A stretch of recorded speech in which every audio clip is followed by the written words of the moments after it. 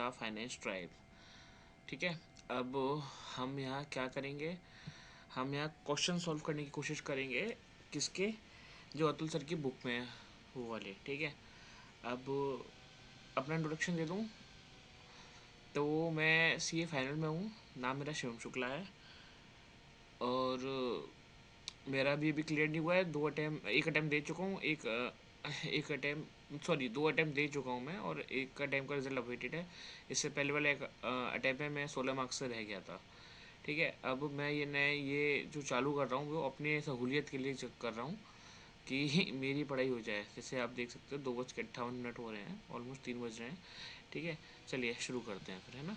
आज से पहला क्वेश्चन है, M held 2000 share in company ABC limited.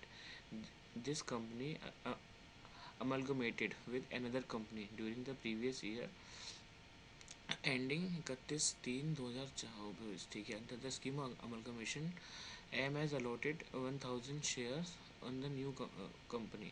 The market value of the share is higher by 50,000 than the value of holding in ABC Limited. The assessing officer purpose to treat the transaction as an exchange and tax as capital gain is his justified। ठीक है, इसमें section 47 की चीज़ें आ जाएंगी। वो था ना कि अमल वेट होती है कंपनी और शेयर ट्रांसफ़र करती है, तो उसको एज अ ट्रांसफ़र नहीं ट्रीट करा जा सकता। तो जो असेसिंग ऑफिसर का जजमेंट है वो गलत है। वो क्वेश्चन में आपको सोल्यूशन में भी साफ दिख रहा है। ठीक है, एक सेकेंड, ये क्यों भाग रहा है, एक सेकेंड इस पर आते हैं। ओके ठीक है, in the above question, assuming the amalgamation company is in the above question, assuming the amalgamated company is an Indian company होनी चाहिए। The transaction is securely covered by the exemption explained above, and the proposal of the assessing officer to treat the transaction as an exchange is not justified। ठीक है ना। जो हमारी definition है section 47 के अंदर, एक सेकंड खोल के देख लो, मैं खुद पढ़ रहा हूँ, ये मैं मतलब ये नहीं कह सकता कि मैं खुद बहुत ज़्यादा होशियार हूँ, तो मैं खुद देखता हुआ चल रहा हूँ। आप लोग भी अपनी बुक्स वगैरह खोल के रखो अगर आप देख रहे हो तो, पता नहीं देखेंगे नहीं देखोगे मुझे नहीं पता। Transfer of any capital assets by amalgamating company to an amalgamated company. तो इस ABC limited held share of the company amalgamated.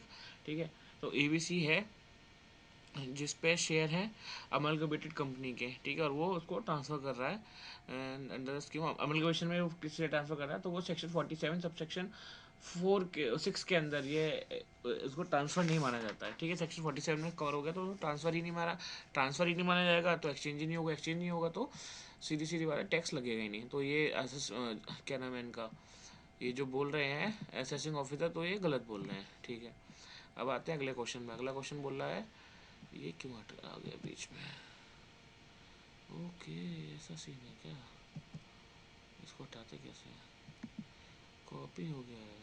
Okay, ये क्या हो गया, अच्छा ये है, ये आया कैसे था। ओके, नई चीज़ सीख रहा हूँ मैं, चलो बीच में रखते हैं, अच्छा लग रहा है अभी।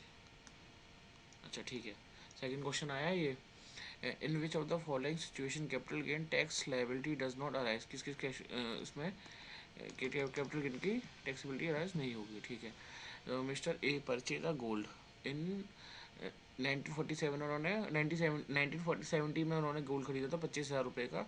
ठीक है, इन द प्रीवियस ईयर 23-24 में क्या, ही गिफ्टेड टू हिज सन, अपने बेटे को दिया, फैमिली मेम्बर हो गया तो वैसे ही नहीं होगा।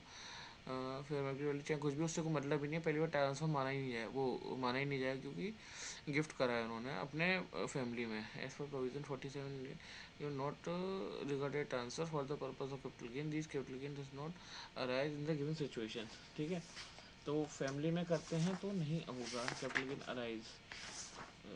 साथ के साथ मैं सेक्शन भी खोल कर चल रहा हूँ, किस सेक्शन में लिखा है, एक सेकेंड अभी तो खुला था।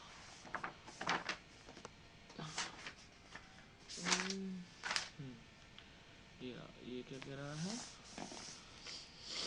जो है हाँ इसका ये है अगर आप सेक्शन 47 सब सेक्शन 2 में बोला है कि transfer of capital asset by individual और एचयूएफ, जो इसमें मिस्टर ए इंडिविजुअल है under gift will irrevocable trust, ठीक है, तो ट्रांसफ़र नहीं माना जाएगा। और गिफ्ट में भी अदर सोर्स में जाएंगे तो फैमिली में गिफ्ट कर रहा है तो वैसे ही ट्रांसफ़र नहीं होगा, ठीक है।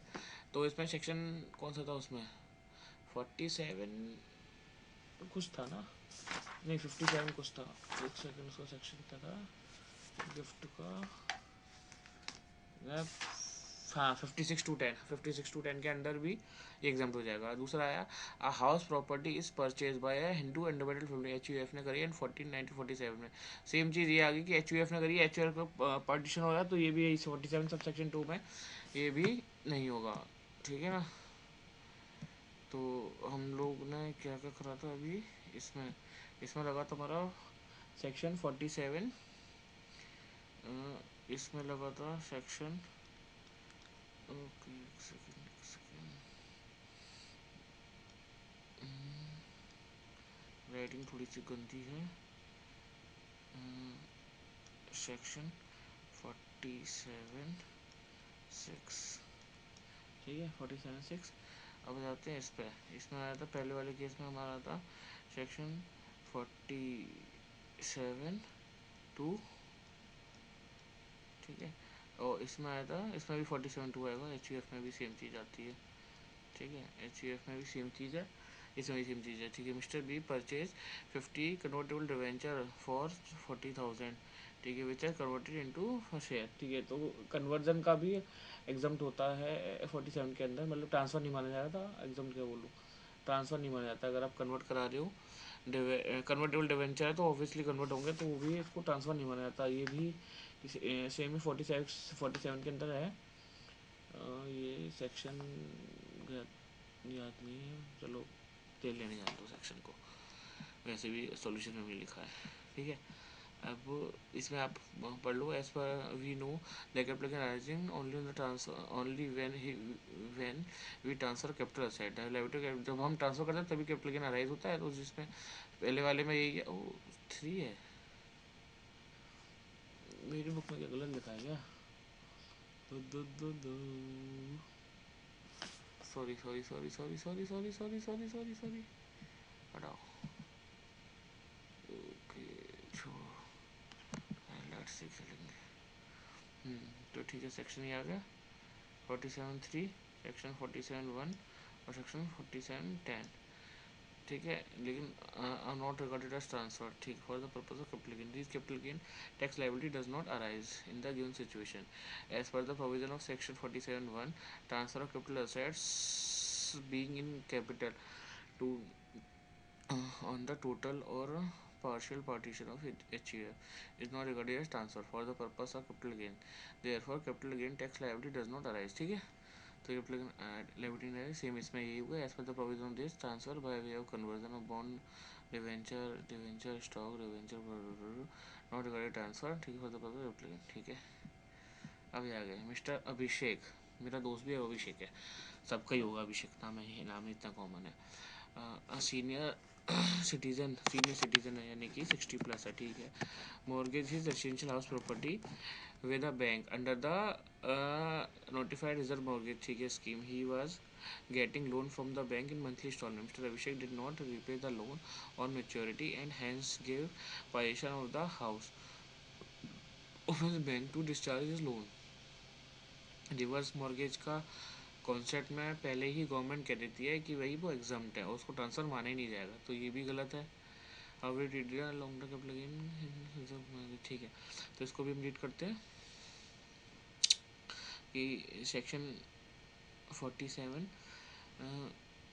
ये कौन सा हो गया 16 provide that any transfer of a capital asset transfer of transaction of reverse mortgage under the scheme made and notified by the central government shall not be considered as transfer for the purpose of capital gain, ठीक है।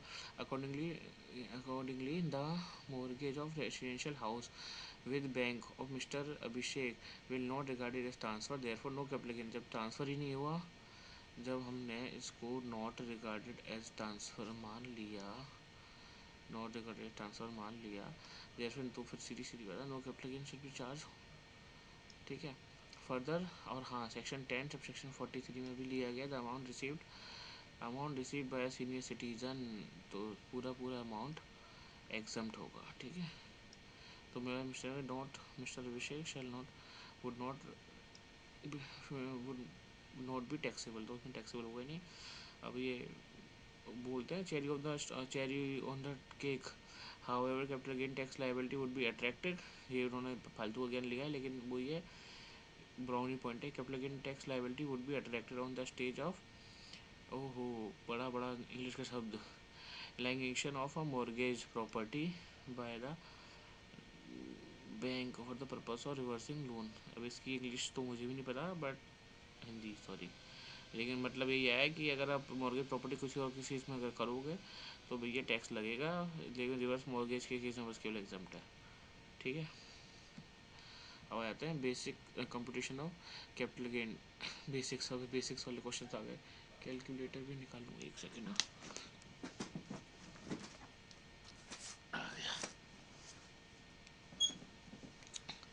सुन लूँ मैं कैसा सुनाई दे रहा हूँ, live तो हूँ।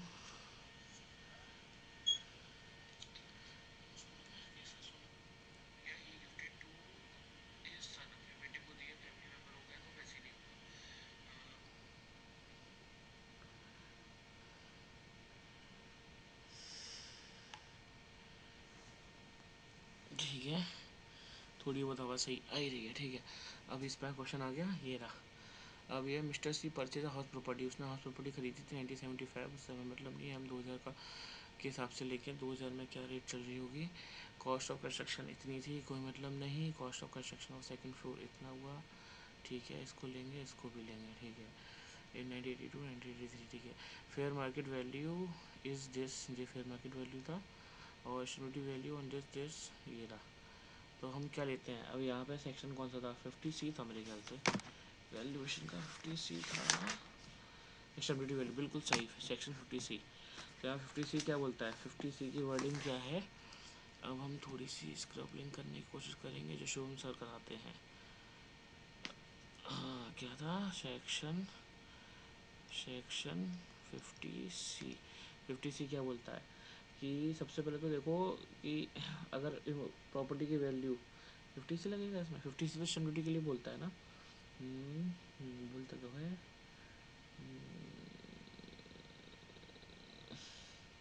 नहीं यहाँ पे 50C की बात नहीं होगी, यहाँ पे तो नहीं 50C की नहीं होगी, सॉरी सॉरी, गलत गलत गलत गलत गलत गलत गलत गलत गलत गलत गलत हटाओ, ठीक है। 50C को तेल लेने जाओ दो। अब फेयर मार्केट वैल्यू क्या है इसकी, 2001 में इसकी फेयर मार्केट वैल्यू है इसकी 8.5 लाख, और स्टैम्प ड्यूटी वैल्यू है इसकी 8.1 लाख, ठीक है। अब इसमें इन दोनों में से अगर स्टैम्प ड्यूटी वैल्यू नहीं होती तो हम इसको उठा लेते, बट हमारे पास स्टैम्प ड्यूटी वैल्यू है तो हम इसको पिक करेंगे, ठीक है। इसको पिक करके अब फिर हम इसकी क्या कर देंगे, इंडेक्सेशन कर देंगे, ठीक है ना। तो पहली पिक तो हमने इसको करी, ठीक है। अब हमने सबसे पहले क्या होता है कि फुल वैल्यू ऑफ कंसिडरेशन, अब इस पर एक लाइन खींच दो, हाँ, फुल वैल्यू ऑफ कंसिडरेशन, ये क्या है अपने पास 68 लैक्स, ठीक है। माइनस कर देंगे ट्रांसफ़र एक्सपेंसेस जो है हमारे 0.5 लाख, अब ये निकल के कितना है 67.5 लाख, ठीक है। ये हमारे आ गई नेट कंसिडरेशन, ठीक है। अब इनसे माइनस करेंगे इंडेक्स कॉस्ट ऑफ एक्विजिशन जो हमारी है अभी मेरे अकॉर्डिंग दिस, और मैं अगर गलत हो जाऊँ तो सॉरी, क्योंकि मैं भी सीख रहा हूँ ना यार। 100 × 348, हालांकि अब जो क्वेश्चन आएंगे वो 363 के अकॉर्डिंग आएंगे, क्योंकि पिछले साल के हैं ये, इंटू करा मैंने 348, ये मेरा आया 28,18,000, ठीक है। तो मैं इसमें से पहले ये माइनस कर देता हूँ 28,18,800, ठीक है। ये मैंने माइनस करा, मेरा माइनस करके फिगर क्या आया, -67 फाइव, ये मेरा निकल के आता है 39,31200। ठीक है, मेरा ये फिगर निकल के आ गया 39,310। ओके, कोई गलत कर दिया क्या? अरे यार, मेरा प्रेजेंटेशन का तरीका थोड़ा गलत हो गया। कोई बात नहीं, इसको बड़ा ऑफ कर देता हूँ। ठीक है, अब आगे इस पर वापस। अब इसमें करेंगे नोट वोट, मैंने कैरी नहीं करा, ठीक है ना। कायदे में तो नोट वोट कैरी करना चाहिए एज़ पर सॉल्यूशन स्टैंडर्ड के अकॉर्डिंग। बट चलो, अपन लोग प्रैक्टिस कर रहे हैं, सेकंड रिवीजन थर्ड रिवीजन में सही हो जाएगा। हाँ, तो यहाँ पे माइनस करेंगे इंडेक्सेशन कॉस्ट ऑफ इम्प्रूवमेंट की। इंडेक्सेशन होता है, सेशन नहीं होता, सॉरी। तो पहले तो पहला करेंगे, पहला वाला फर्स्ट वाला जो हुआ है, फर्स्ट वाला कराया था आपने 735 123 डिवाइडेड बाय 2002 में हुआ था, 2002 में क्या था 105 इंटू 348। तो ये क्या निकल के आया 735 डिवाइडेड बाय 105 इंटू 348। तो ये निकल के आया आपका, इसको मैं यहाँ लिख रहा हूँ साइड में, ठीक है, 2436 123। फिर आया सेकंड वाला, एक सेकंड, ठीक है, सेकंड वाला करा 55 1 2 3 4 डिवाइडेड बाय 200 था उस समय, ठीक है, 200 इंटू 348। तो 5500 डिवाइडेड बाय 200 इंटू 348, ये आया 957 1 2 3। इन दोनों को टोटल करा मैंने, प्लस 243600। तो ये मेरा इधर आ जाएगा, जो मैं यहाँ लिखूँगा कायदे में 3393 उप्स, चलो कोई बात नहीं, इसको रफ कर देते हैं।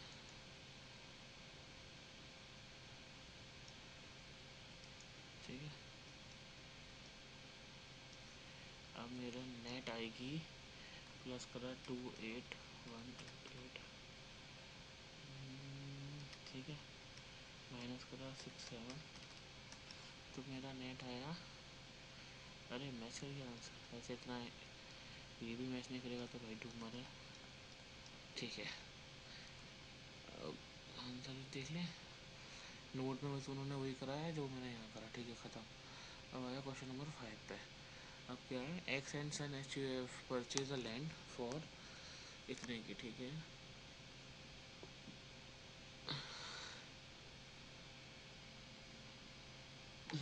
X and sons H U F purchase a land for 1,20,000 की 2002-03 में। In the previous year 6-7 a partition take place when a sinner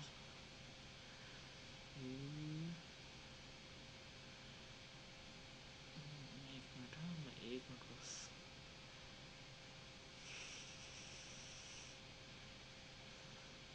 अपना वीडियो खुद ही लाइक कर रहा हूँ। 2 लाइक हो गए, 1 लाइक किसने करा, नहीं, तो जो भी है वन व्यू, ठीक है। क्या है, X and son H U F ने लैंड परचेज करी 1,20,000 रुपये की प्रीवियस ईयर 2002-03 में, ठीक है। In the 6-7 a partition take place, mister A को पार्सनर is allotted the plot value 1.5 lakh रुपये का, ठीक है। इन 7-8 में ही हैज़ इंकर्ड एक्सपेंसिव, इतने का खर्चा करा था toward the fencing of plot, ठीक है। Mister A sale the plot of land of ₹15 lakh का उसने बेच दिया। After incurring expenses to the extent of 20,000 का उसने खर्चा करा था। यार कॉपी, तो बढ़िया क्वेश्चन है, बढ़िया बढ़िया। चलो पहले मैं गलतियाँ करूँगा क्योंकि मैं भी पहली बार कर रहा हूँ ये वाला क्वेश्चन, और फिर देखते हैं क्या करते हैं। ये थोड़ा सा खा ले, ये तो को आ जा लाला, ठीक है। तो यार फुल वैल्यू ऑफ कंसिडरेशन क्या है मेरा, 15 लाख है ना, 15 लाख रुपए का 15 लाख, 1 2 3 4 5, ठीक है। एक्सपेंसेस 20,000 रुपये करे हैं, एक्सपेंसेस, चलो कोई बात नहीं, 20,000 माइनस के, ठीक है, ये आया 14,80,000, ठीक है। नेट कंसिडरेशन, नेट कंसिडरेशन, ठीक है। अब इसमें से क्या करेंगे, नेट कंसिडरेशन आ गया 14,80,000 का। अब इसमें से मैंने माइनस करा क्या, इंडेक्सेशन कॉस्ट ऑफ एक्विजिशन, ठीक है। अब कॉस्ट ऑफ एक्विजिशन कितना है उसका, 1,20,000 की उन्होंने खरीदी थी, तो कॉस्ट टू प्रीवियस ओनर में लेते हैं इसमें, क्योंकि हम ट्रांसफ़र मानते ही नहीं हैं। इसके लिए कुछ सेक्शन भी था कॉस्ट टू प्रीवियस, हाँ इसमें केस भी था मंजुला जे शाह वाला, मंजुला जे शाह वाला था ना इसमें केस, मेरे ख्याल से तो वही था मंजुला जे शाह वाला, कॉस्ट टू प्रीवियस ओनर। हाँ मंजुला जे शाह ही क्वेश्चन था, ठीक है। कॉस्ट टू प्रीवियस ओनर लेते हैं, कॉस्ट टू प्रीवियस ओनर लेंगे तो 1,20,000 कॉस्ट टू प्रीवियस ओनर ये हो गई। और उसमें से मैंने 105 105 इंटू 348, ठीक है। अब 1,20,000 डिवाइड बाई 105 इंटू 248 मैंने करा, तो मेरा ये आ गया 283,428, ठीक है। अब माइनस हुआ मेरा cost of improve indexation cost of improvement. ऐसे कॉस्ट ऑफ इम्प्रूवमेंट मैंने क्या कब करा, मैंने करा कॉस्ट ऑफ इम्प्रूवमेंट 2 लाख पैसे एक्सपेंसिव फेंसिंग के लिए, तो 2,35,000 सॉरी 35,000, ठीक है। डिवाइडेड बाय कब करा, ये मैंने करा है, मतलब इसने करा है 7-8 में, 7-8 में 129 348, 2,35,000 डिवाइड बाय 129 348, तो ये हो गया आपका 633,953। ओके, मैंने कोई गड़बड़ कर दी क्या, ऊपर वाले में कोई गड़बड़ कर दी मैंने, 1,00,000 भी, अरे यार यही तो, इसीलिए तो मैं सीख रहा हूँ लाल रंग से अपनी गलती निकालूँ। ये इससे नहीं होगा, ये होगा जिस दिन उसने परचेज़ किया, कब करा 122,000 का, ये है, ये नहीं है, इसको भी काटो, ये हम बेसिक गलतियाँ करते हैं, ये नहीं करनी है। डिवाइड बाय 2 इंटू 348, तो ये आ गया इतना, इसको भी रेड पेन से इसलिए लिखूँगा मैं 342295, ठीक है। अब नेट में आया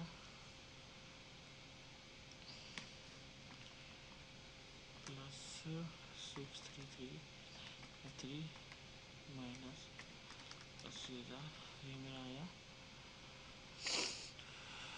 503752। ओके ओके, अब इसकी खोलिए पढ़ लेते हैं। अरे मंजुला जी शाह आ गई, Manjula ji Shah, Bombay high court CIT वलसर, अबे मंजुला जी शाह टैक्स मैन, ठीक है। ये फालतू का नोट है, फालतू का कुछ था भी नहीं, ठीक है।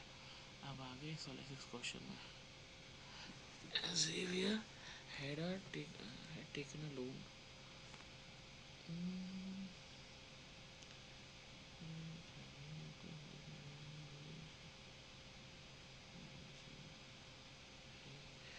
ठीक है, Xavier had taken a loan under the registered mortgage से लिया है deed against the house which has purchased by him 2002 में, ठीक है, 5 लाख रुपये। The said property had inherited by his son Abraham in financially, ठीक है। इसमें आ गया ना इनहेरेंट करा उसके बेटे ने इस ईयर में, ठीक है, अब्राहम ने, ठीक है।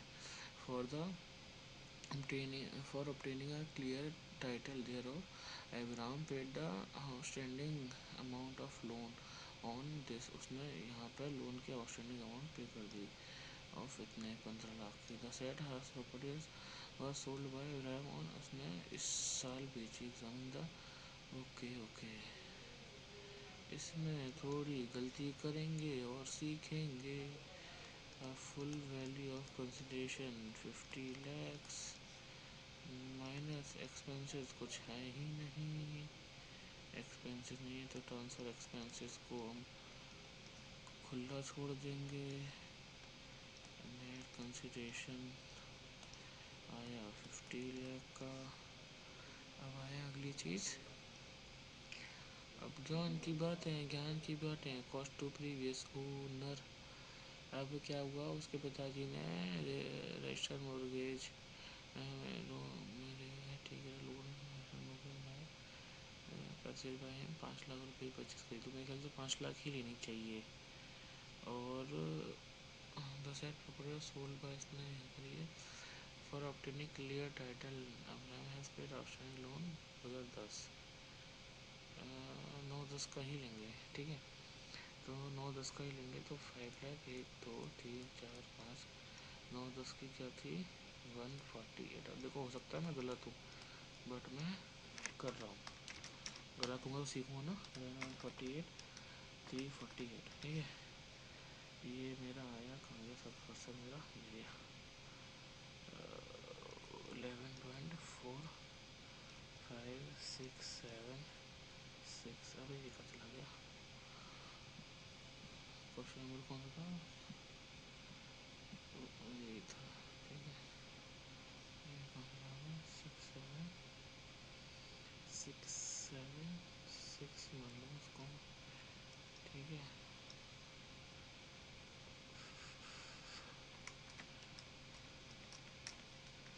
और ये मेरा माइनस होके आता है 382434। बहुत ज़्यादा गलत है क्या, उसके बाद क्या करिए है, ये तो बिल्कुल सही है, ठीक है ठीक है। रीपेमेंट ऑफ लोन भी तो होगा कॉस्ट ऑफ एक्विजिशन में से माइनस, वो तो सोचा ही नहीं। 15 लाख का, 15 लाख का पे करे हैं 10 में।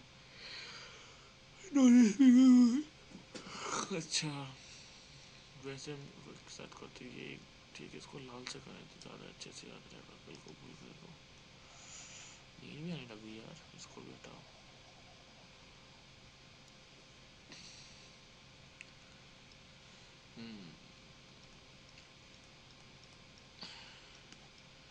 अरे रेड से करना था भाई, भूल जाता हूँ यार मैं।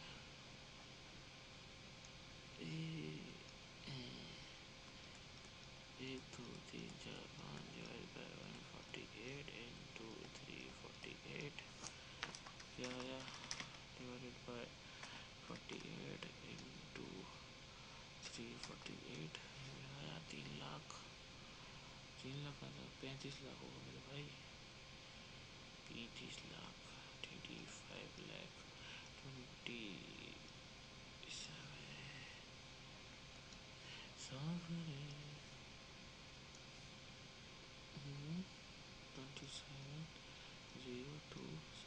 ठीक है। अब पूरा मेरा नेट फिगर जो आ रहा है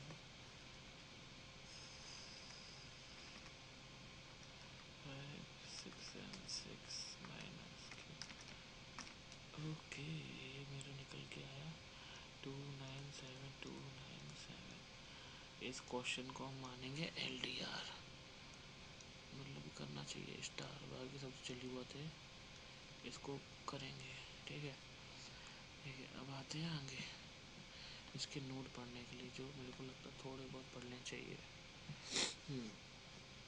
Since the property is acquired by Mr. Abraham inherited, the cost of acquisition will be cost of previous owner, ठीक है। As per the definition of acquisition, this definition below section 48, the benefit will be given only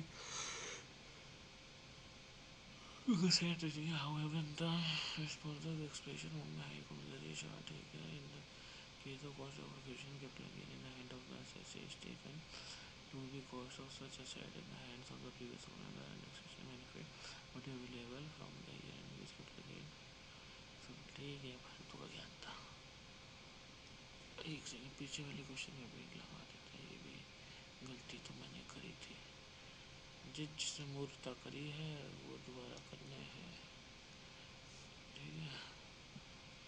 अब 6th हो गया, अब आते हैं 7th में। Usha purchase 1000 equity share in X limited. अरे भैया एक्स लिमिटेड ठीक है। एंड कोई नींद आ रही है अपनी बैंकर वाले। ठीक है उषा ने परचेज करते 30 शेयर। ठीक है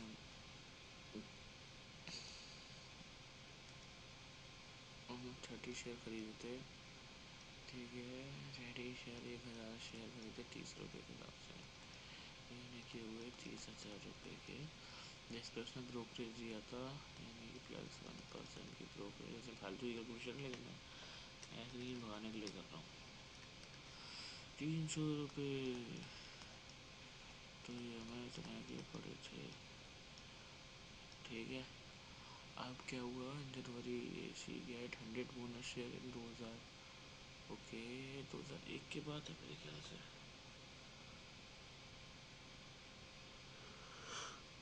वो नहीं आ रही है यार। 2001 के बाद बोनस आया था 2000 शेयर्स का। And she again get 1000 share.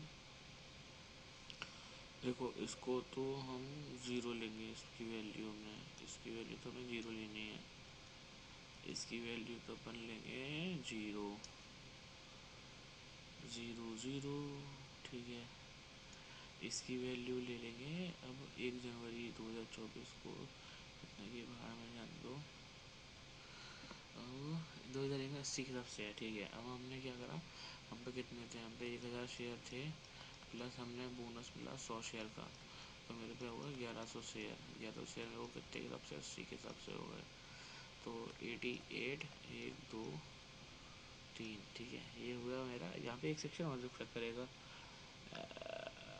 Grand fathering rule वाला वो, लेकिन मेरे ख्याल से इसमें नहीं होगा। नहीं तो हमें ये ज्ञान दिया तो नहीं होगा, इसलिए बात है। ठीक है फुल वैल्यू ऑफ कंसिडरेशन में लूँगा 200 इंटू कितने ले रहा है वो, कितने बेचे हमने। She again get this returns all the share. अब उस पर उसके बाद 1100 के बाद मिला, फिर उस पर कितने थे, इतने शेयर और थे, फिर उस पर उतने और मिले, टोटल मिला के उसके हुए इतने share 2200।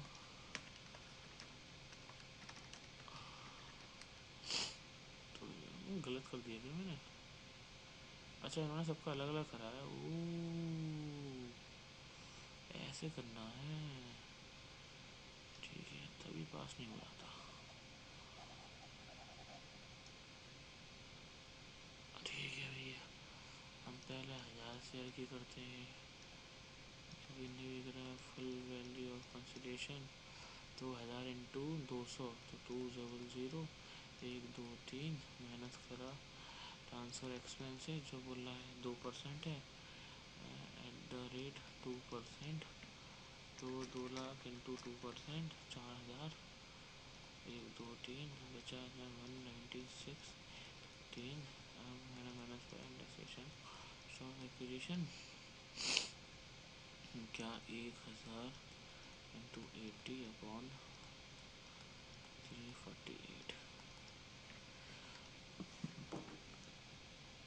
1000 into 80 divided by into 348। भूख लग रही है इस समय। ये वन है भाई वन। ठीक है 248407 फिर भाग गया ऊपर।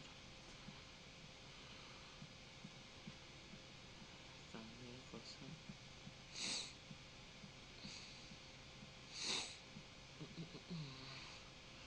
पैर में तेरे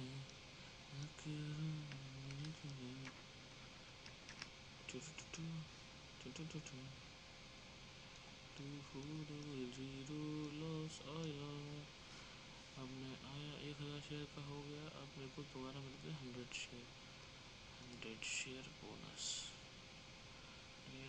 बोनस शेयर। ठीक है तो फुल वैल्यू ऑफ कंसिडरेशन वही होगा 100 इंटू 200 200 माइनस मैंने करा transfer expense eight the rate 2% यानी 400 19600 माइनस करा टैक्सेशन कॉस्ट ऑफ एक्विजिशन वो हमने वही मान के चले, सेम ही फिगर आएगा यहाँ तक मेरा अंदाजा।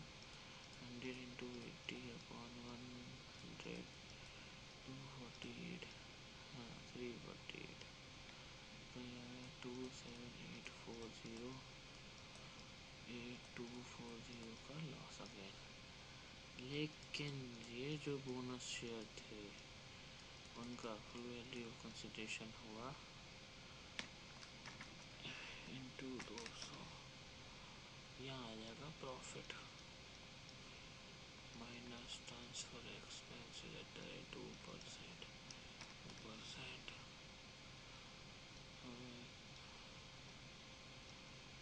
0,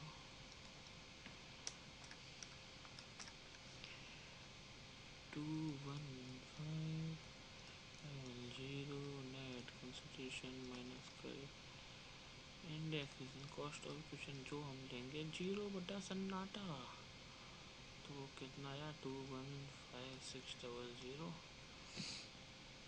टोटल कैपिटल गेन में से कितना माइनस करें 2840, तो ये आया हमारा नेट गेन लॉन्ग टर्म 124960। सही आ गया, सही आ गया, सही आ गया। ठीक है, अगला क्वेश्चन। ये तो ज़्यादा बड़ा सा हो गया है। सोल्यूशन कोई बात नहीं, देखे बना लेंगे।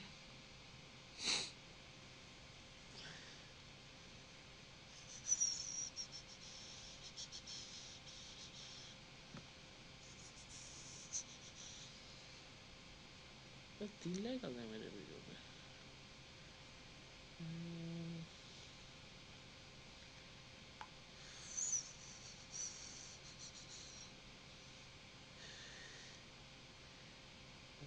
3 लाख हो गए, 3 लाख हो गए, बहुत बढ़िया।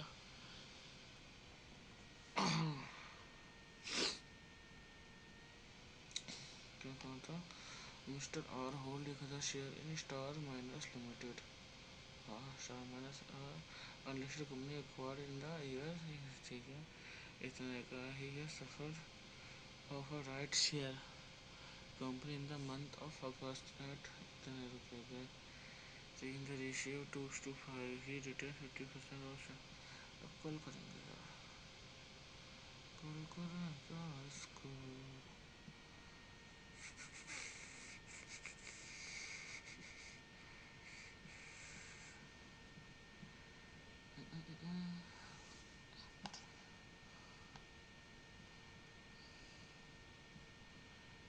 स्टॉक